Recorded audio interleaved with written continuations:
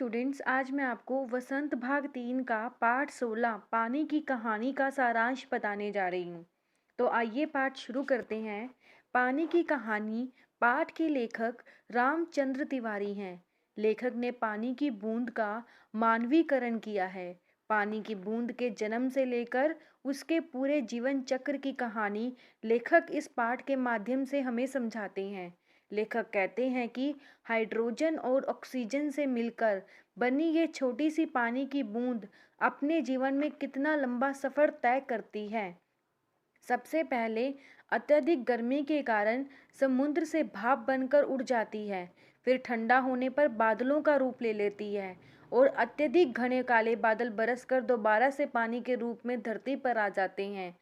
फिर कुछ पानी मनुष्य, पेड़ पौधों तथा अन्य जीव जंतुओं द्वारा उपयोग किया जाता है, तो कुछ पानी नदी नालों में बहकर फिर से समुद्र में जा मिलता है और इस तरह से पानी का जीवन चक्र चलता ही रहता है।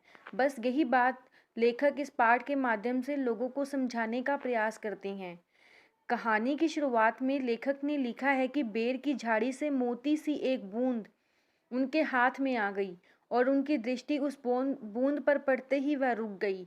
लेखक कहते हैं कि थोड़ी देर बाद उनकी हथेली से सितार के तारों सी झनकार सुनाई देने लगी।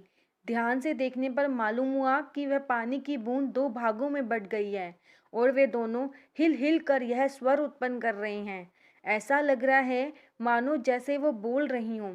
लेखक ने यहाँ पर पानी की बूंदों का मानवीकरण किया है। उसके बाद लेखक उन बूंदों से बातें करने लगते हैं।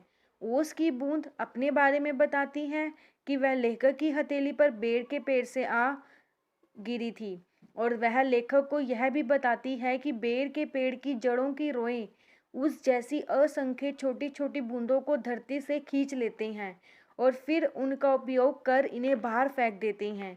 पानी की बूंद बेर के पेड़ से अत्यधिक नाराज है। वह कहती है कि इस पेड़ को इतना बड़ा करने के लिए मेरी जैसी असंख्य बूंदों ने अपनी कुर्बानी दे दी थी।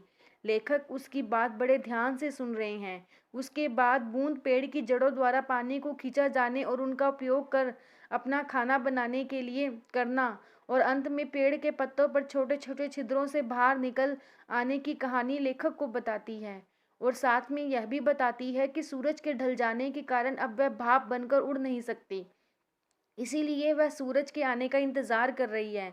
लेखक उसे आश्वासन देते हुए कहते हैं कि वह सुरक्षित है।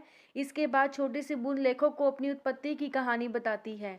बूंद कहती है, जब हमारे पूरे ब्रह्मांड में उथल पुथल हो रही थी, अनेक नए ग्रह और उपग्रह बन रहे थे, यानी ब्रह्मांड की रचना हो रही थी, तब मेरे दो पूर्वज हड्रोजन हाइड्रोजन और ऑक्सीजन सूर्यमंडल में आग के रूप में मौजूद थे और सूर्यमंडल लगातार अपने निश्चित मार्ग पर चक्कर काटता रहता था।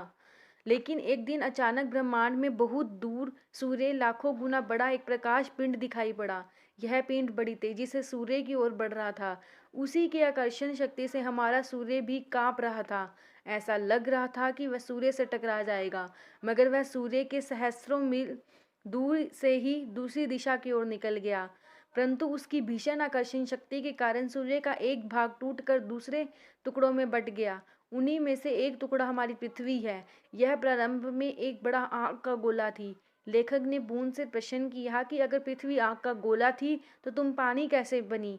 बूंद ने जवाब दिया, अरबों वर्ष में धीरे धीरे पृथ्वी ठंडी होती चली गई और मेरे पूर्वजों ने आपस में रासायनिक क्रिया कर मुझे पैदा किया। पैदा होते ही मैं भाप के रूप में पृथ्वी के चारों ओर घूमती थी, फिर धीरे धीरे ठोस बर्फ में बदल गई। फिर लाखों वर्षों बाद सूर्य की किरणें पड़ने और गर्म जलधारा से मिलने के कारण मैं पानी में परिवर्तित समुद्र में पहुंच गई। बूंद कहती है कि नमक से भरे समुद्र में बहुत ही अनोखा नज़ारा था। वहाँ एक से एक अनोखे जीव जंतु थे, जैसे रेंगने वाले घोंगे, जालीदार मछलियाँ, कई मन भारी कछुए और कहीं कहीं हाथों वाली मछलियाँ।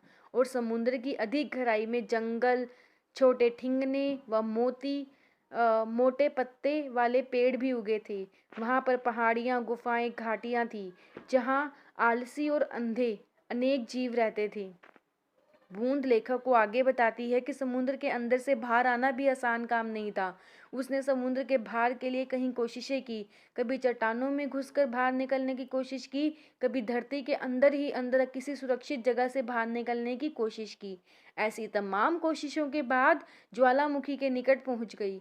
ज्वालामुखी की गर्मी के कारण वह फिर से भाप में परिवर्तित हो आसमान में उड़ चली गई, फिर बादल रूप में परिवर्तित होकर दोबारा बरसकर जमीन पर आ गिरी। जमीन में आने के पश्चात नदी के रूप में बहने लगी। तभी एक नगर के पास एक नल द्वारा खींच लिया गया। महीनों तक नलों में घूमने के बाद एक दिन नल के टूटे हिस्से से बाहर निकल गई और बेर के पेड़ पर आ अटकी। अब सुबह होने तक का इंतजार कर रही है ताकि वह दोबारा से भाप बन सके। और सूर्योदय होते ही आसमान की बूंदें धीरे धीरे घटी और देखते ही लेखक की हथेली से गायब हो गई। तो आज का हमारा यही पाठ था, पानी की कहानी। Thank you.